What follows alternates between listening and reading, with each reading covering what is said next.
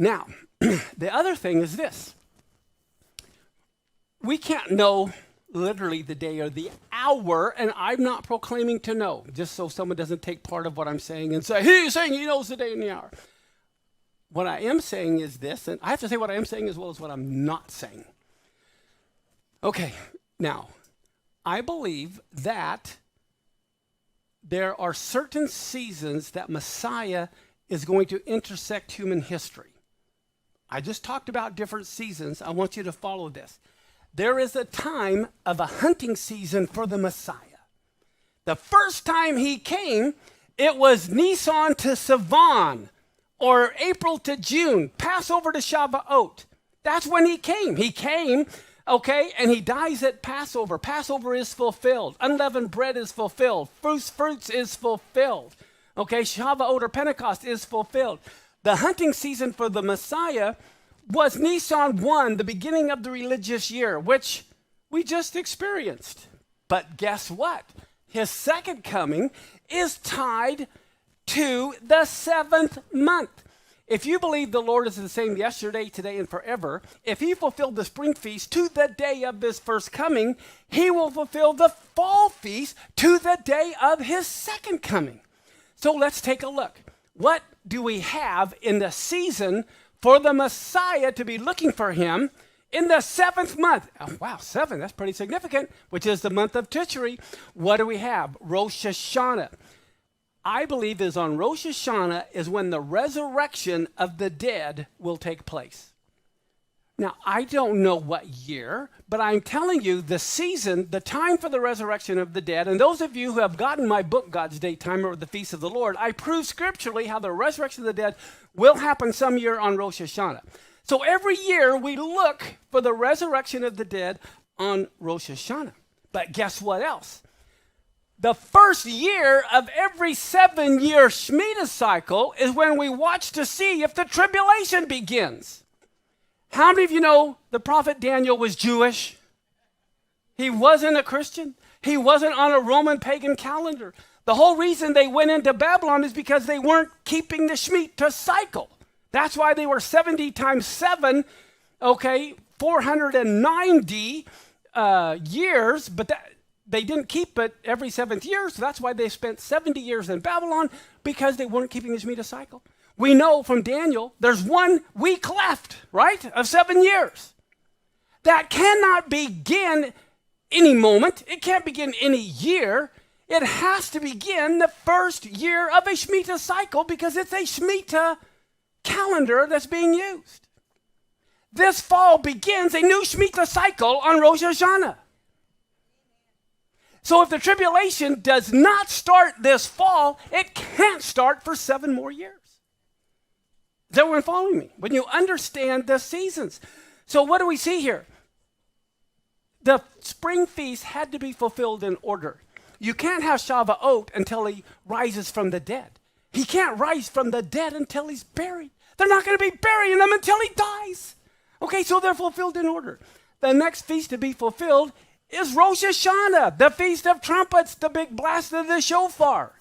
Okay, and I believe at the first year of a 7-year cycle, this is when the tribulation will begin.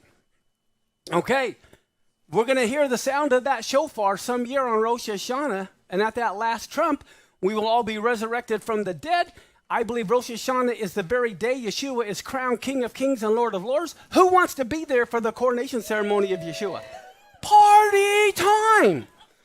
Okay, I want to be there for that. Well, guess what? It's going to happen on Rosh HaShanah, and Rosh HaShanah has to be fulfilled before Yom Kippur can be, before Tabernacles can be.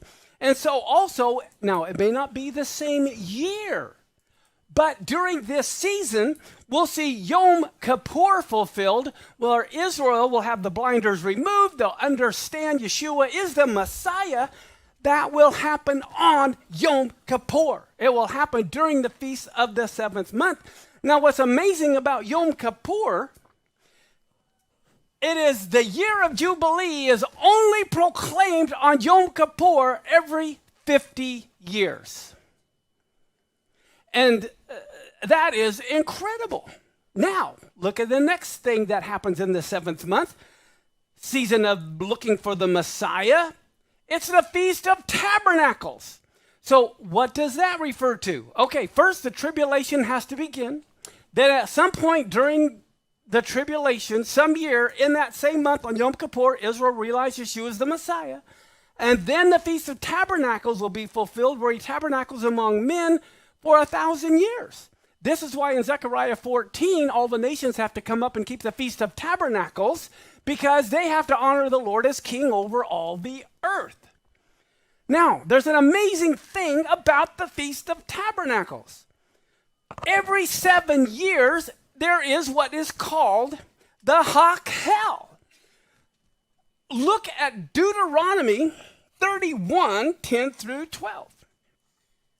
And Moses commanded them, saying, at the end of every 7 years, that's what we're approaching. We're in the 7th year. It ends on Rosh HaShanah, in the solemnity of the year of Elise. And then it says, in the Feast of Tabernacles, when all Israel is come to appear before the Lord their God in the place which he shall choose.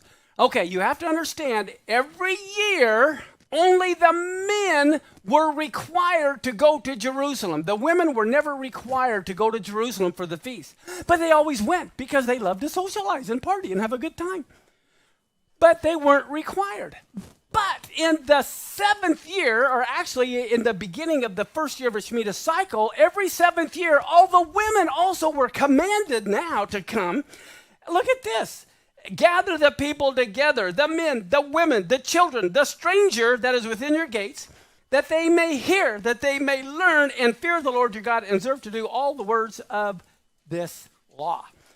Okay, so at the end of every 7 years, at the Feast of Tabernacles, they say, who has the authority to gather everyone together? Only the king of Israel. That's why every 7th year was the king of Israel's responsibility to gather everyone in the land and in the community to come and hear the Torah read. Well, guess what? The first year of a Shemitah cycle, in some year, the king of Israel is going to gather everyone together that they may come before him and hear him as the king read his laws. But that happens the first year of a Shemitah cycle. All right. Now, I just want to make sure, like an airplane, are you all buckled in? Are you ready? This year, and this year only, in the feast of the 7th month, when these 3 feasts fall, it is the beginning of a Shemitah cycle. It is also the year of Jubilee. So what we find this year is incredible in the sense that this year, being the year of Jubilee, we have everything being fulfilled at once.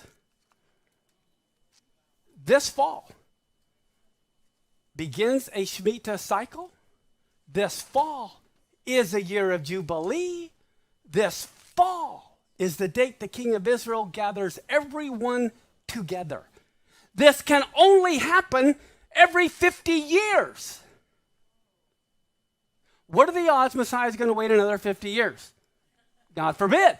He can do whatever he wants. But what are the odds also? What do we see here? Look at this. This coming Tishri. We have the first year of a Shemitah cycle. We have the year of Jubilee. We have the Hakel. I don't know how many of you have ever been to the slot machines. If you've been to the Vegas airport, they're all over.